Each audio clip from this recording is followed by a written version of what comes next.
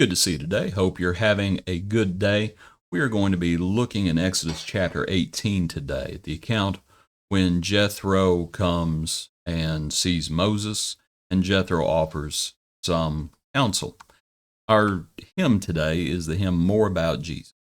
More about Jesus would I know, more of his grace to others show, more of his saving fullness see, more of his love who died for me.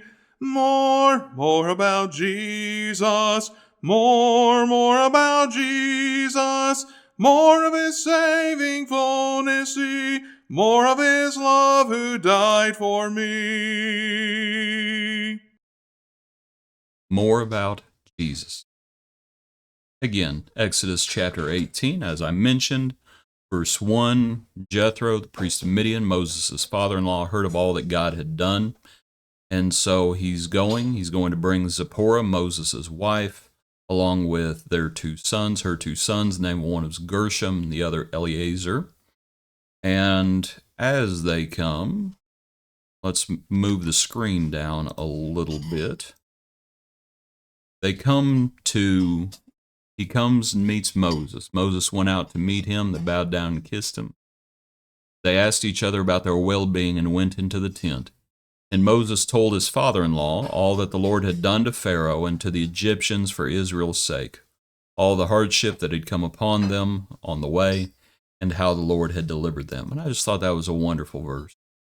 And just a wonderful, wonderful verse. That conversation that is happening in the tent as Moses relays the things that are laid out for us in Scripture, all the things that have happened. Down a little bit further, verse 13, so it was on the next day that Moses sat to judge the people, and the people stood before Moses from morning until evening. So when Moses' father-in-law saw all that he did for the people, he said, "What is this thing that you are doing for the people? Why do you alone sit, and all the people stand before you from morning until evening?" And Moses said to his father-in-law, "Because the people come to me to inquire of God. When they have difficulty, they come to me, and I judge between one and another, and I make known the statutes of God and his laws." So Moses' father-in-law said to him, "The thing that you do is not good. Both you and these people who are with you will surely wear yourselves out, for this thing is too much for you. You are not able to perform it by yourself."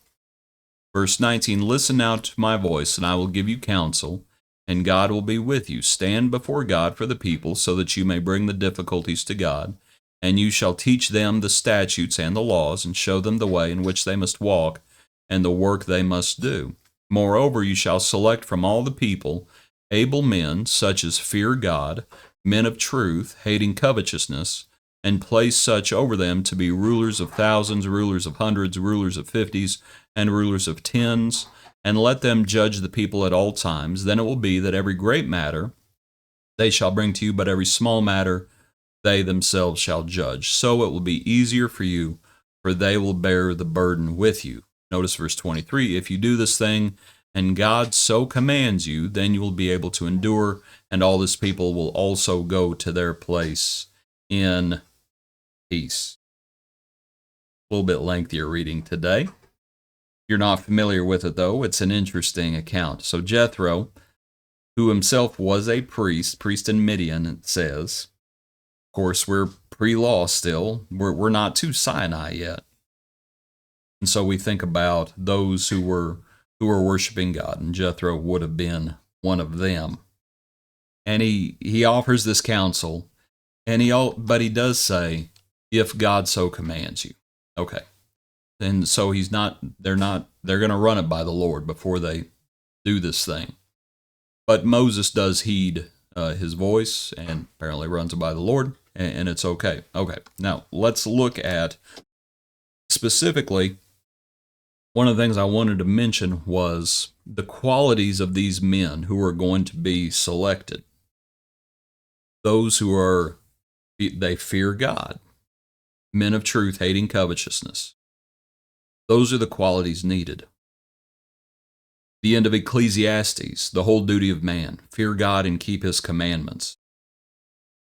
And what these individuals are going to be doing is they are going to be judging the people.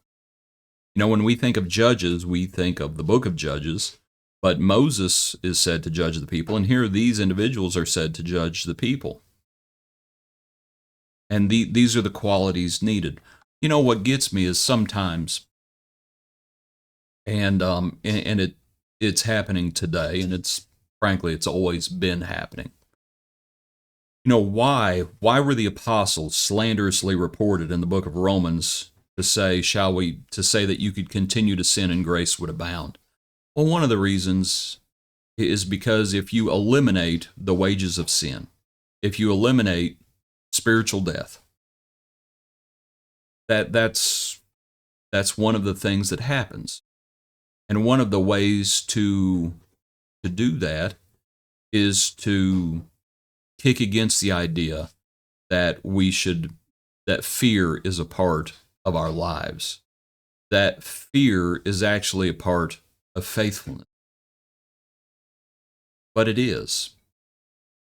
No, we do not fear death. We do not fear or expect torment. But fear is a part of faithfulness. And it shows up all over the place in the New Testament. All over the place. Since there remains therefore a rest for the people of God, we are to fear God. Talks about in Hebrews.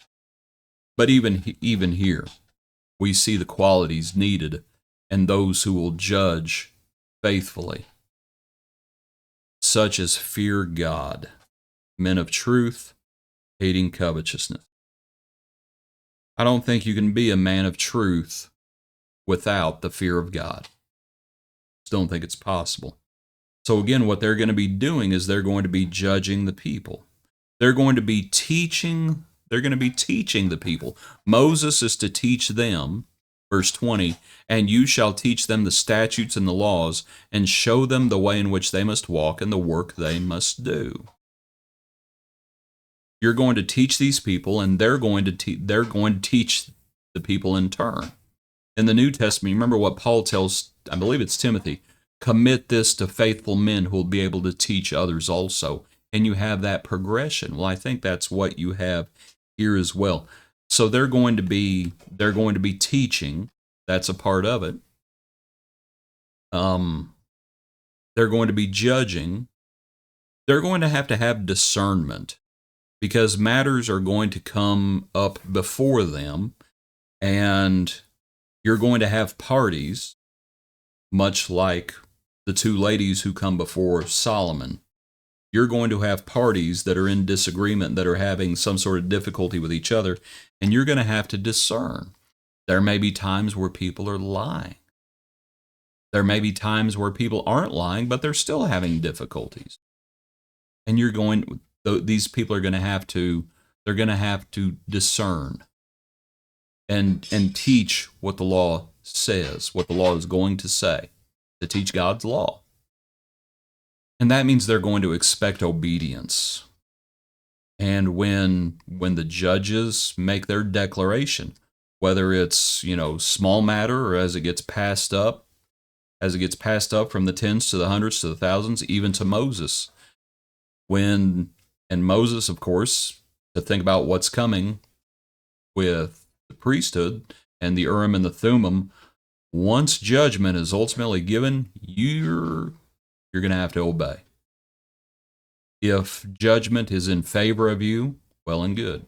If judgment is against you, they would have to submit to it. And I also wanted to mention that talks about that there would be great matters, verse 22, and there would be small matters. And that's the truth of the matter. That not everything's a big deal. Some things are little deals, but they would still come to them. But I'm mindful of what is said in the New Testament. If we'll be faithful over the little things, we will be entrusted with the greater thing.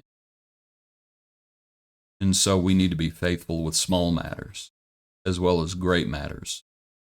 They all matter to the Lord. And so as we learn more about Jesus. We learn more about his will, and we share his will with others.